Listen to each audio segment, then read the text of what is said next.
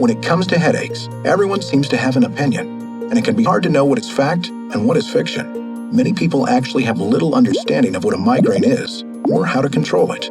Headache doctors in the fields of neurology and psychology developed this video to provide a better understanding of why this painful condition occurs and what you can do to calm the migraine storm. The information presented in this video is not based on one person's opinion or experience. Instead, this video is based on information learned from hundreds of studies on migraines. Migraine headaches can have a huge impact on someone's life. In fact, they account for more difficulties in doing normal physical, school, work, and play activities than any other neurological condition. Yet migraines do not show up on medical tests. Although a lot of people fear that their headaches mean that something dangerous is happening in their brain, 95% of headaches are safe. Most headaches are caused by a simple change in the electrical balance of the brain. In fact, a migraine is like an electrical storm in the brain. The storm causes temporary changes in the brain that lead to head pain and other symptoms, such as being extra bothered by light and noise. So even though migraines can be agonizing, most headaches are not dangerous, despite the severe pain. Chapter 2. How can doctors tell if my headache is safe? While there are many types of headaches, migraines are the most common type of headache that leads someone to seek the help of a nurse or doctor. This is because migraines often are painful, frequent, and difficult to control without help. Migraines occur in about 10 to 15% of children and adults. About half of the people who experience migraines, however, don't even know they have them. Doctors usually can diagnose headaches just by asking questions and performing a physical exam. Brain tissue is different from most other parts of the body because it does not contain pain receptors. This is why damage to the brain is actually unlikely to cause pain. For example, despite extensive damage to brain tissue, strokes do not usually hurt. And while brain tumors can cause head pain, this does not occur until the tumor is large enough to cause other problems that will be obvious to a doctor, such as seizures or abnormalities on a neurological examination. Therefore, a doctor can usually tell if your headaches are safe just by asking about your headaches and by performing a physical exam. Since medical tests can't actually show pain, many years ago headache doctors developed internationally agreed upon criteria to make the most accurate diagnosis of headaches. The criteria have been studied many times since they were first developed and are still reliable to this day. These criteria include features of the headache, such as how severe it is, where it is, what it feels like, and what other symptoms are present when the headache occurs, such as sensitivity to lights and sounds, or nausea and vomiting.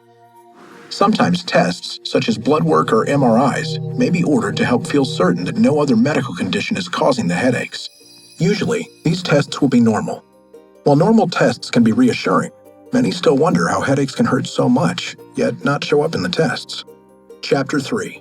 Why do I have migraines? About 70% of individuals with migraines have a close family member who also has migraines.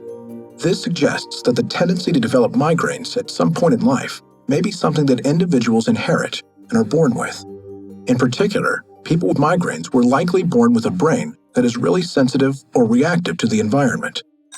This is likely why some people get migraines and others do not. Even though migraines are partly genetic, they can start at any age, such as 5, 15, or even 50 years old. All of our brains must keep a balance in the way that the nerve cells in our brain communicate with each other. If the electrical impulses that nerve cells use to communicate with each other become too strong or too weak, then a migraine can begin. Even when a headache is not occurring, the migraine brain does not properly control the balance of nerve cell impulses. As a result, the migraine brain stays really sensitive. This means that things like lights, noise, smells, weather changes, and menstrual cycles can start a painful headache in the sensitive migraine brain, but leave a normal brain unaffected. Also, even normal amounts of stress you experience from school, family, conflicts, daily hassles, and so on, can upset the balance of nerve cell impulses in the migraine brain. This is the reason why headache treatment aims to keep the migraine brain calm and healthy each day. For example, eating healthy starting with breakfast, drinking plenty of water, and keeping a consistent sleep schedule are all part of keeping the brain in balance. In addition, individuals with migraines should learn and use effective relaxation techniques each day to keep the brain calm. If headaches are occurring over 4 days per month, a doctor may also recommend taking daily medications to control the headaches. People are often afraid that daily medications are just covering up the symptoms. However, the prevention medications actually work by keeping balance in the nerve cells to reduce how often migraine storms occur and how severe they are. Unfortunately, there is not a cure for migraines, but with proper treatment, headaches typically improve and most people can have a better quality of life. Chapter 4. What is happening in my brain to make it hurt? A migraine headache occurs when the electrical impulses in the brain become uncontrolled and no longer function properly. There are many phases of a migraine, just as there are many phases to a storm. Different symptoms may occur in each phase. It's important to understand the phases of a migraine in order to understand how to feel better. Just as with a storm, there is a build-up stage in migraines during which people can tell if they have a migraine coming before the pain actually begins. This stage is called a prodrome. During the prodrome, people may notice food cravings, mood changes, fatigue, difficulty thinking, or even yawning. These subtle symptoms are likely caused by temporary changes in the electrical impulses deep within the brain. During this stage, it may be possible to prevent the headache with rest, relaxation, drinking water, and distraction. Like a storm that gradually builds up and rain begins to fall, the migraine process continues to build as the nerve cells become more unstable. At this point, some people may develop an aura. Auras happen in about 1 out of every 6 people with migraines. These auras are usually visual and can be scary and hard to describe. Rarely, the auras can also include other changes, such as numbness, weakness, or speech problems. These temporary auras are not damaging to the brain. Similar to storms having a stage where rain falls hard and lightning and thunder begin, the next stage of a migraine is the headache phase. This is probably the phase most people are familiar with. During this phase of a migraine, all the nerve cell disruption that has taken place sets off a chain of events that leads to activation of pain receptors on the outside of the brain. The pain receptors are set off by incorrect electrical impulses, not actual damage. It's important to try to stop the headache as soon as this pain begins. Otherwise, the migraine will continue to spread and start several different symptoms if not stopped early. Sometimes resting, drinking water, eating, or sleeping can stop a migraine. Other times, over-the-counter medications, such as ibuprofen or acetaminophen, can help. If these options do not work, a doctor may prescribe migraine-specific medications called triptans.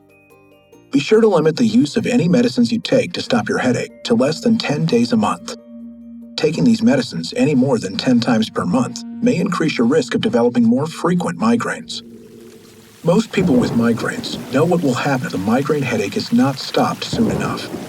Some may develop intense nausea and vomiting.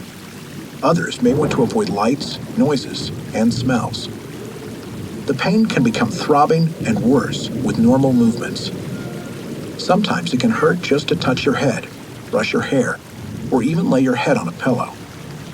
Sinus pressure, neck pain, dizziness, and blurred vision can occur as well.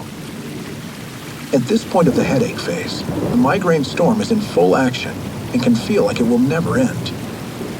The migraine pain can last for hours to a few days. Rarely, when it lasts longer, it is called status migrainosus. Often, people become afraid and frustrated when the pain takes over. They may cry or yell. These reactions can actually make the migraine stronger rather than helping to calm the brain back down. This is why stopping a migraine requires more than just medication. The best way to stop a migraine is to also learn relaxation techniques that work directly to calm the disturbed electrical impulses.